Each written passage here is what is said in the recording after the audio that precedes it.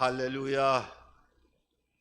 저는 오늘 웃게 하시는 하나님, 참 제목을 보면 얼마나 좋은 제목에 오늘 하나님 주시는 말씀이 아닌가 하는 생각을 해보게 됩니다.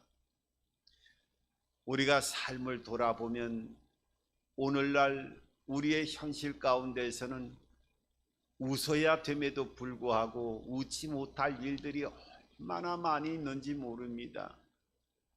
요 근래 특별히 아마 모든 국민들이 그런 마음을 갖고 있었음에도 불구하고 어제는 대한민국의 대부분의 많은 분들이 마음과 또 생각과 표현으로 웃음을 토해낼 수 있는 그런 복된 날이 아니었는가 하는 생각을 해보게 되어집니다. 우리가 많이 웃음을 지어야 되고 웃음을 회복해야 되고 또 웃음을 바랄 수 있는 삶을 살아가야 됩니다. 우리 사람의 몸에는 많은 근육이 있습니다만은 얼굴에만 하더라도 근육이 전문가들이 그렇게 표현하기는 한 80여 가지의 근육이 얼굴 근육으로 되어 있는데 그 근육이 유기적으로 움직일 때 700여 가지의 모습으로 얼굴 모습을 변형시킬 수 있다고 합니다. 그러니까 우리 얼굴의 모습을 통해서 100가지의 모습도 아니고 한 700여 가지의 모습의 그 미묘한 차이를 얼굴 모습으로 나타낼 수 있다는 거예요. 참 대단하지 않습니까? 특별히 우리가 웃음 근육을 잘 발달시키면 우리의 삶 자체가 모든 영역에서 밝아질 뿐만 아니라 또 새롭고 긍정적인 모든 일을 창조하는 원동력이 되어지기 때문에 많이 웃고 웃음 근육을 많이 발달시킬 수 있는 삶을 살아가야 된다고 또 많은 학자들은 얘기합니다. 외국에서 서양에서 보면 요리사들 있지 않습니까? 요리사들이 그 영어로 쿡이라고 그러지요. 그 요리사들은 웃을 때 쿡쿡쿡 하고 웃는다는 거예요. 의식적으로 그렇게 웃음을 갖는다는 거죠. 마음에 되새기면서 웃는다는 겁니다. 축구 선수들이 공을 찰 때 킥을 찬다. 그래서 축구 선수들이 웃을 때는 킥킥킥 하면서 웃는다는 거예요. 물론 이건 우스갯소리입니다만은 그렇게 의식적으로 갖고 웃을 때 그 생각 속에서 웃음을 부여잡고 웃음의 생각을 가지고 웃는 것조차도 그런 의식 상태에서 웃게 되어지면 사람이 긍정적인 생각과 행동으로 모든 육체가 마음이 전환되어지고 그런 모드로 바뀌어진다는 거죠. 참 중요한 원리가 아닌가 하는 생각을 해보게 됩니다. 웃을 때 모든 부정적인 것도 사라져요. 제가 어떤 글을 보다 보니까 그 한중 그 엔터테인먼트의 진철호라고 하는 사장의 이야기를 한번 보면서 마음에 여러 가지 짧은 글이었지만은 감동을 받은 적이 있었어요. 그 진철호 사장이 얼마나 삶에 그 고난이 다가왔는지 그 뇌수술을 해갖고 그 절망적인 상태가 됐어요. 그 뇌수술을 한 번만 받아도 사람이 얼마나 인생 가운데 큰 절망적인 일을 만납니까? 그런데 뇌수술을 해갖고 아주 그 절망적인 상태에서 또 부인과 이혼까지 했네요. 그러니까 마음의 안식처나 이 마음에 어떤 그 기쁨의 자리가 전혀 자리 잡을 수 없는 상태에서 또 대형 큰 사건이 한 5개 이상 정도가 삶의 영역에서 절망적으로 펼쳐지다 보니까 살고자 하는 희망 자체를 잃어버렸어요. 그래서 이분이 마음으로 결심을 합니다. 내가 이 세상에 살아서 무슨 희망이 있는가? 몸도 뇌수술로 해서 망가지고 또 가정에도 모든 것들이 안식처도 파괴되어졌고 또 이렇게 삶의 현장에서 희망이라도 될 수 있는 여러 가지 환경적으로 좀 좋은 여건이라도 형성이 되어야 되는데 큰 문제가 터져서 삶의 현장에서도 재정적인 큰 파탄이 오게 되어지고 이제 살 소망까지 끊어져서 이제 극단적인 선택을 해야 되겠구나 하면서 어느 추운 겨울날이에요. 영하 10도가 넘는 추운 겨울날에 소주 2병을 마시고 이제 강에서 뛰어내려야 되겠다 해서 한남대교로 올라가게 되어졌어요. 그때 지나가던 사람이 이 진철호 사장 죽으려고 하는 사람을 지나가면서 힐끔 말하면서 이렇게 얘기하더라는 거예요. 죽으려고 하면 지금 날씨가 추우니까 죽더라도 얼어 죽으니까 떨어지더라도 날씨가 좀 풀린 날에 떨어져서 죽든지 하십시오 하면서 지나가더래요. 그러니까 이 진철호 사장이 가만히 생각을 하다가 어이가 없지요. 아니 떨어져서 강 속에 떨어 죽을 사람이 뭐 얼어 죽어서 죽나 봄에 와갖고 따뜻한 날씨에 떨어서 죽나 다 똑같은 저건데 봄에 와서 떨어져 죽으라고 하는 그 얘기를 들으면서 또 한편으로 어이가 없지만은 그 얘기 가운데 한 줄기 희망의 빛이 웃음 가운데 마음속에 들어오더라는 거예요. 그래서 갑자기 생각을 바꾸게 되어지고 그 희미한 그 소망의 빛이 들어오는 그 웃음 속에서 마음에서 비록 마음에서 허탈한 웃음이었지만은 새로운 각오를 갖게 되어졌고 내려와서 다시 사업을 일으키게 되어졌고 크게 번성케 되어지면서 삶의 모든 영역에 회복의 은혜가 임했다라고 하는 그 글을 보면서 많은 것들을 한번 생각해 봤어요.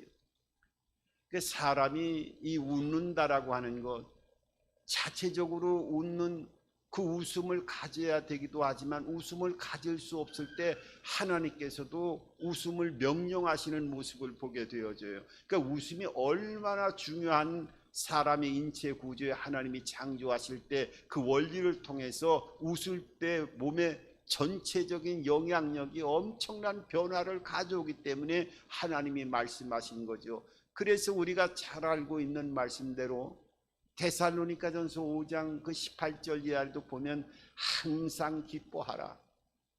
이 항상 기뻐할 때 하나님의 뜻이라고 말씀하고 있잖아요.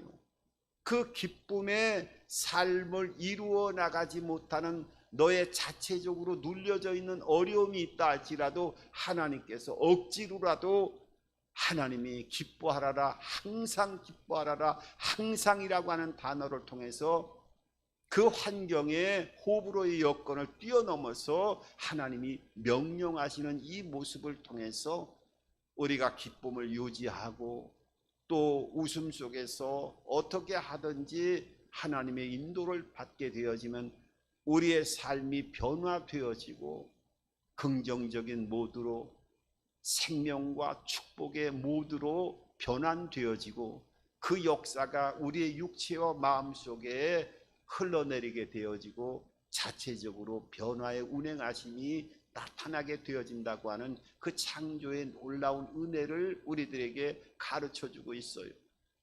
그래서 우리가 어려울 때 웃어야 되고 또 긍정적인 마음을 가져야 돼요. 왜냐하면 하나님은 그 웃음 자체를 만드시고 웃음을 주시는 분이라고 하는 것을 오늘 성경을 통해서 우리들에게 말씀하고 있어요. 하나님께서 우리를 웃게 하신다고요? 저는 그런 말씀을 본 적이 없는데요. 아니요, 성경에 여러 형태를 통해서 말씀하고 있는데 오늘 특별히 본문 6절에 보면은 하나님이 웃음을 주시는 분이라고 하는 것을 말씀하고 있어요. 오늘 6절에 보면은 우리가 한번 말씀을 볼까요? 사라가 이르되 하나님이 나를 웃게 하시니 듣는 자가 다 나와 함께 웃으리로다. 하나님이 나를 웃게 하셨다는 거예요. 여러분, 이 사라나 아브라함이 웃을 때에는 이삭을 주신다고 할 때 우리가 그 웃음은 비웃음의 웃음, 허탈감의 웃음으로 늘 그 이삭의 웃음을 기억하고 있지만은 그 웃음을 뛰어넘어서 아이를 낳게 되어졌을 때에는 그 웃음 자체가 어떻게 해요? 이 나이 들어서 아이를 낳게 하겠다고요? 지금까지 25년을 기다렸던 상태에서 자녀를 준다고요? 말도 안 되는 상태입니다라고 하는 그 비웃음과 마음속에서 내키지 않는 웃음을 지었던 것을 뛰어넘어서 마음속에서 환희와 기쁨으로 완전히 내적인 외적인 그 웃음보가 하나님이 그 이삭을 주심으로 인해서 원천의 문제 해결을 통해서 그 웃음 자체를 완전한 웃음을 짓게 하시는 하나님이 주시는 웃음의 모습으로 이삭과 또 아브라함과 사라에게 그 하나님이 주시는 웃음을 선물해 주었을 뿐만 아니라 우리의 모든 삶 속에서도 그 하나님 주시는 웃음을 통해서 우리가 세상을 넉넉하게 이겨나가고 승리하는 삶을 살아가게 되어질 줄 믿습니다. 여러분, 아브라함의 생애를 보세요. 아브라함이 창세기 12장에 보면은 75세라고 하는 그 노년의 나이에 하나님이 아브라함을 선택할 때 뭐라고 말씀하셨습니까? 너희가 본토 친척 아비집을 떠나 내가 지시한 땅으로 가라 했을 때 그 75세의 노구의 몸을 이끌고 식솔들을 이끌고 하나님이 지시한 땅으로 가는 과정 안에서 여러 하나님이 그 지시한 땅에 탁탁탁 도착하게끔 해서 모든 길을 시온의 대로가 열리는 그 풍성한 은혜와 축복으로 마음껏 누려나갈 수 있도록 그 역사하심이 바로 나타났나요? 아닙니다. 하나님이 뭐라고 말씀하셨어요?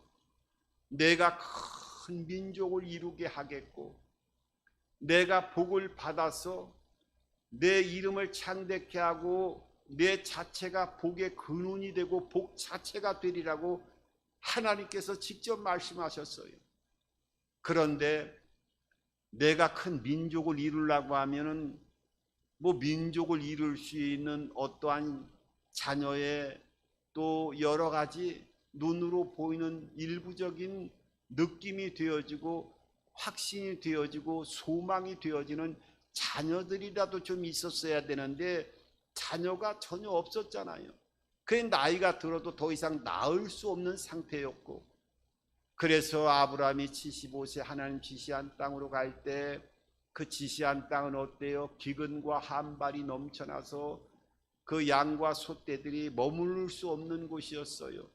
그래서 이 환경적인 장애물을 만나니까 또 애굽이라고 하는 땅에 가서 거기에서 자기 아내를 누이라고 속이다가 아내까지 뺏기게 되어지고 다시 하나님이 찾아주시고 하는 이 과정을 통해서 환경적인 이런 여러 가지 어려움 속에서 이겨나가는 그러한 시험이 다가왔고 또 두려움 속에서 견뎌내는 그 시험을 또 하나님께서 허락하셨고 다 이기게 해서 결국은 나중에 가장 소중했던 롯이라고 하는 조카와 헤어지게 되어지는 가장 소중한 그 롯과의 잃어버리는 그런 모습을 통해서도 사랑과의 관계에서 하나님 훈련도 시키면서 이 큰 민족을 이루게 하는 그 씨앗이 되는 이삭 하나를 얻기 위해서 25년이라고 하는 세월을 하나님께서 허락하시는 것을 보게 됩니다.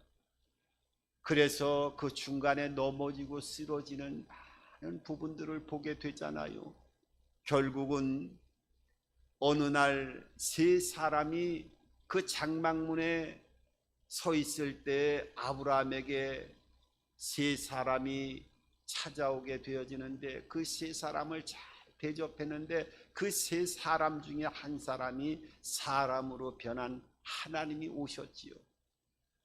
나중에 식사를 하고 난 이후에 내년 이맘때가 되어지면 자녀를 주겠다고 이제 마지막으로 하나님께서 말씀하시게 되어지는데 그 이야기를 듣고 사라가 장막 뒤에서 웃음을 금치 못하지요. 허탈한 웃음이었습니다.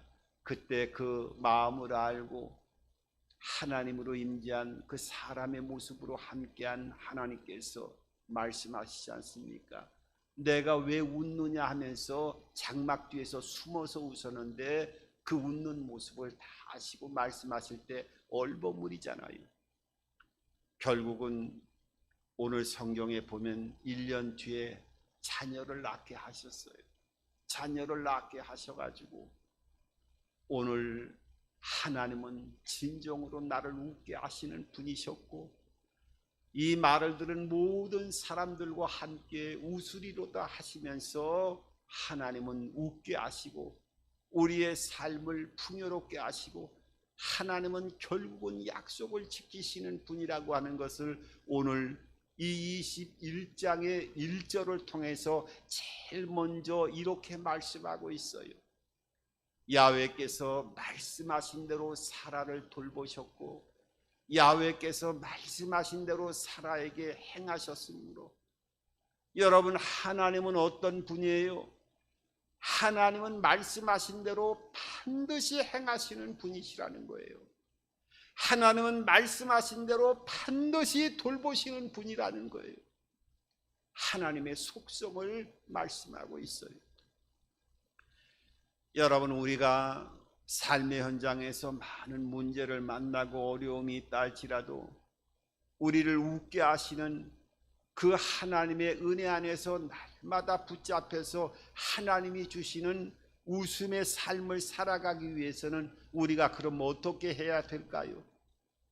가장 기본적인 것은 우리가 믿음으로 주님과 늘 동행하는 삶을 살아가야 되는 것은 우리가 자명한 사실이라고 생각을 해보게 되어집니다.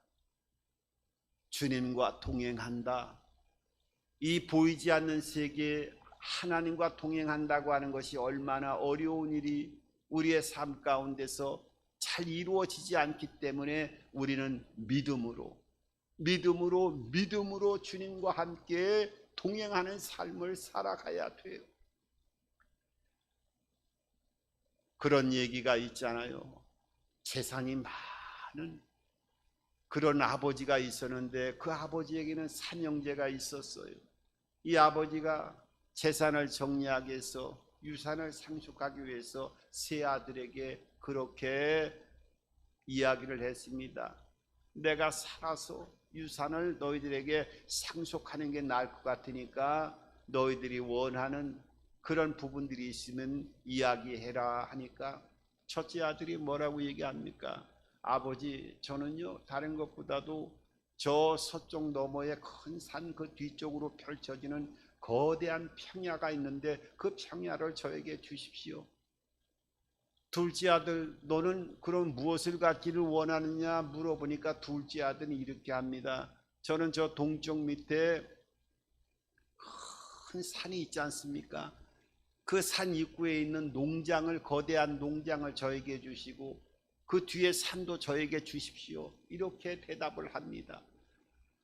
셋째에게 물어보니까 셋째는 아무 말도 하지 않고 다른 얘기를 하는 게 아니라 저는 다른 거 필요 없습니다. 아버지와 함께 같이 사는 게 저에게는 다른 것이 없이 가장 큰 유산이 되어질 겁니다라고 대답을 했지요. 여러분 어떤 자식이 가장 지혜로운 자식이라고 생각을 합니까? 여러분 우리가 하나님과 동행하게 되어지면 하나님 자신은 모든 것들을 소유하시고 그 웃음 자체를 주시는 분이기 때문에 믿음으로 하나님과 동행하는 삶을 살아가야 되는 거예요.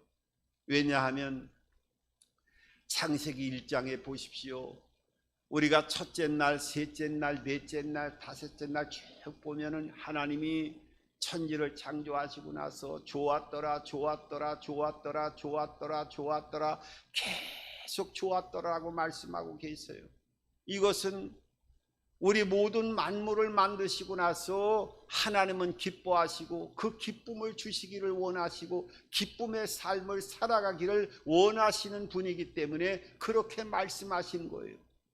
그래서 사람에게만 기뻐하는 삶을 살아가게끔 웃음을 주셨나요? 아니에요. 동물, 식물 다 모든 만물 자체에게 좋았더라, 좋았더라, 그 웃음꽃을 피고 삶을 살아가게끔 하나님께서 만드신 것을 보게 되어져요. 아니 목사님, 어떻게 그 식물도 웃을 수 있을까요? 안 그렇죠. 많은 실험들을 보세요. 식물에게 말을 못하지만은 음악을 들려주면 식물들이 잘 자라고, 말 못하는 소라든지 가축에게 음악을 들려주면 새끼도 잘 낳고 잘 자라는 모습들을 보세요. 긍정적으로 창조의 상태가 모든 것들이 좋았더라, 좋았더라, 항상 긍정적인 이 기쁨과 웃음꽃을 줄 수 있는 환경을 만들어주게 되어지면 모든 생명체들을, 창조물들은 거기에 반응을 하게끔 만들어진 거예요. 여러분, 그래서 우리가 하나님과 믿음으로 동행할 때 이 웃음을 짓는 삶을 살아갈 수 있는 거예요. 제가 좋아하는 말씀 가운데 고린도후서 6장 10절에 보면은 거기에서 하나님과 동행하는 사람의 대표적인 모습이 나오는데 거기에 보면은 뭐라고요? 근심하는 자 같으나 항상 기뻐하고, 가난한 자 같으나 많은 사람을 부유케 하고, 아무것도 가진 것이 없는 것 같으나 많은 것을 가진 자로다. 여러분 한번 생각을 해봐요. 하나님의 은혜 안에 있는 자, 하나님의 붙들려서 하나님의 인도를 받는 자는 어떤 사람이라고요? 근심이 있는 것 같으나 항상 기뻐하는 삶을 살아간대요. 근심이 없을 수는 없는 거예요, 삶을 살아가다 보면. 근데 하나님의 사람은 근심이 있는 것 같으나 항상 기뻐한다는 거예요. 그리고 어떻게 해요? 가난한 자 같으나 많은 사람을 부유케 한다는 거예요.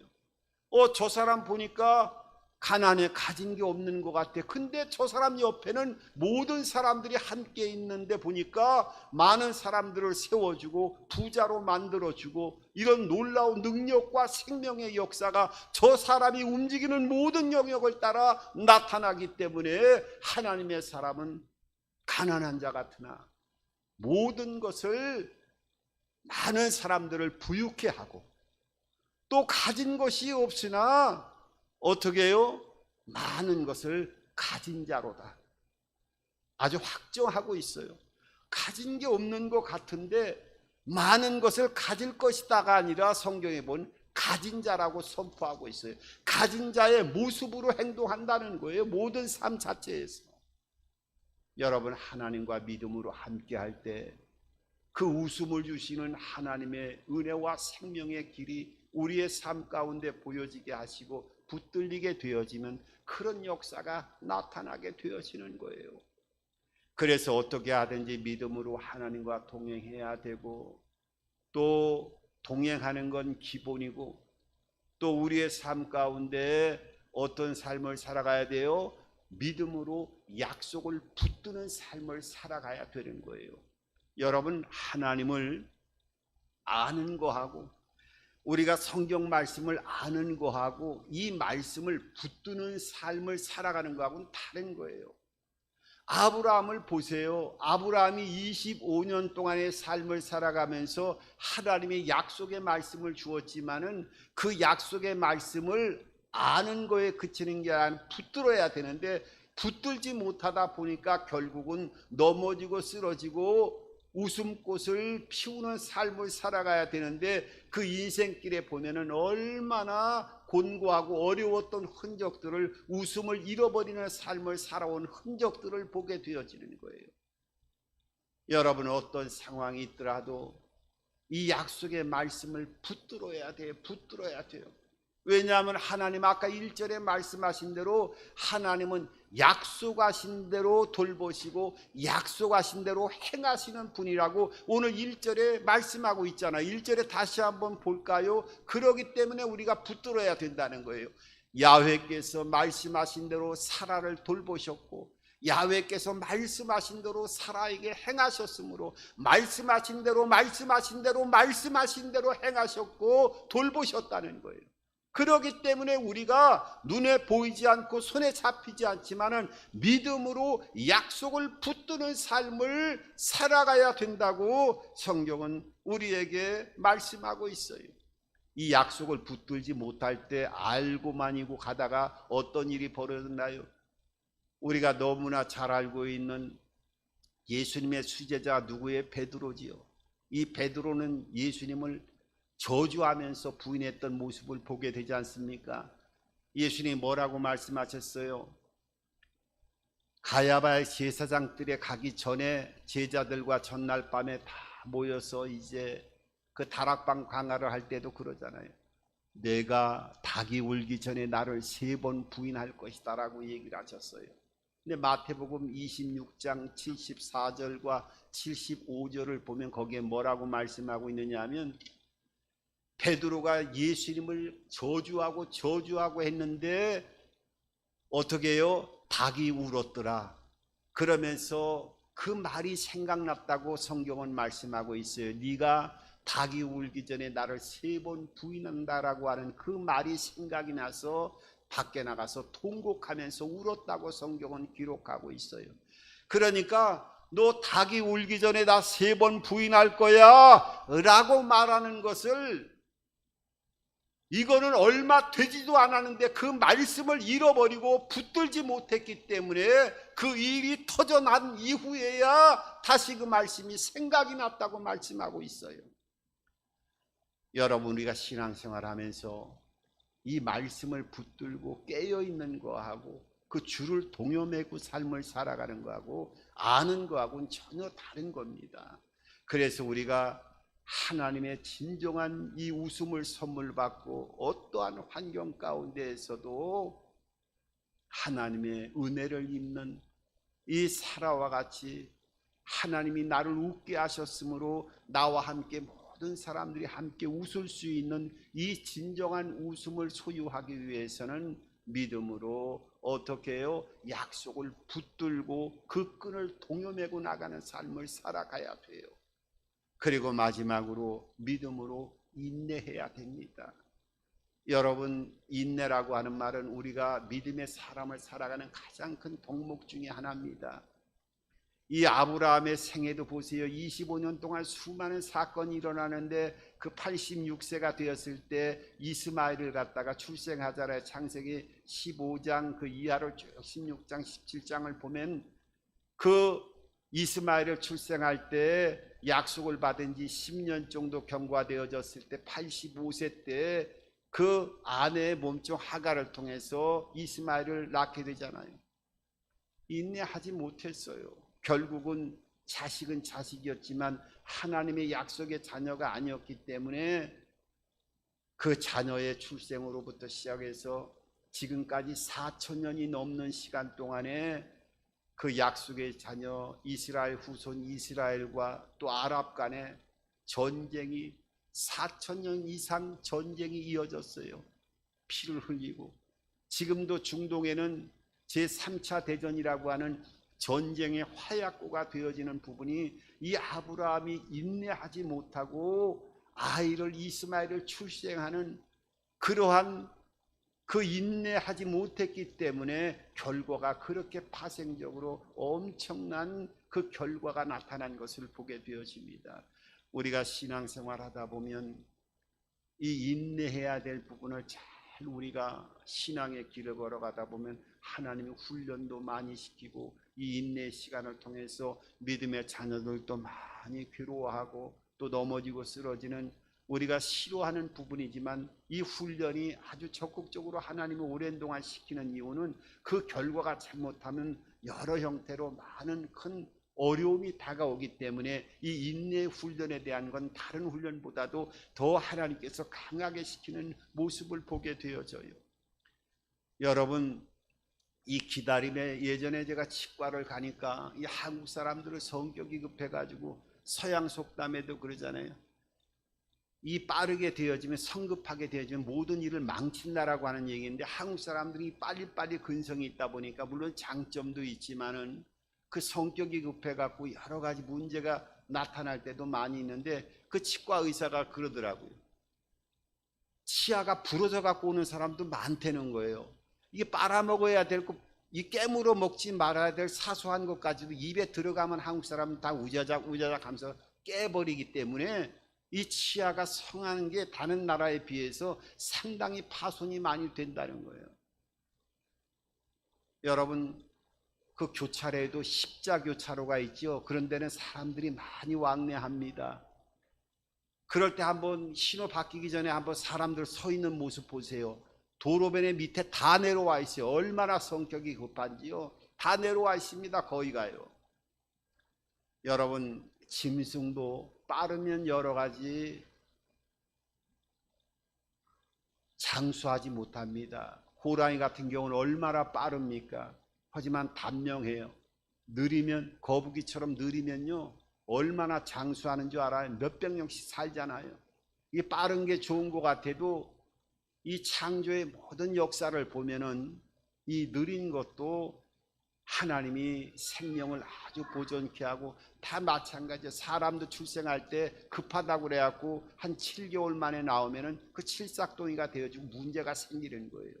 10개월을 채워야 되는 거예요. 과일도 마찬가지입니다. 크다고 그래서 바로 따잖아요. 과일의 가치가 하나도 없어요. 당도가 다 떨어지고 금방 무르지요.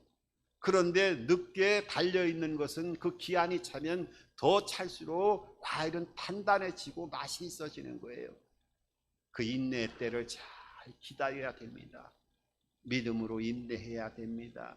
다시 한번 정리하면, 우리가 하나님 주시는 이 웃음꽃이 피는 삶을 살아가고, 고린도후서 6장 10절에 있는 말씀처럼 진정 근심하는 자 같으나 항상 기뻐하고, 가난한 자 같으나 많은 사람을 부유케 하고, 또 없는 것 같으나 많은 것을 가진 자로다 하는 이런 축복의 삶을 살아가고, 항상 웃음꽃을 잊지 않고 그 능력과 은혜와 결실의 삶을 살아가기 위해서는 믿음으로 하나님과 동행하고, 또 믿음으로 약속을 붙들고, 믿음으로 인내하는 삶을 통해서 오늘 사라에게 주어지고 이 아브라함에게 가정에 주어졌던 하나님이 주시는 웃음을 하나도 잃어버리지 않고 받아 누려나가며, 그 모든 응답의 문이 열려지는 하나님의 통로로 사용되어지는 저와 여러분들의 삶이 되기를 주님의 이름으로 축원합니다.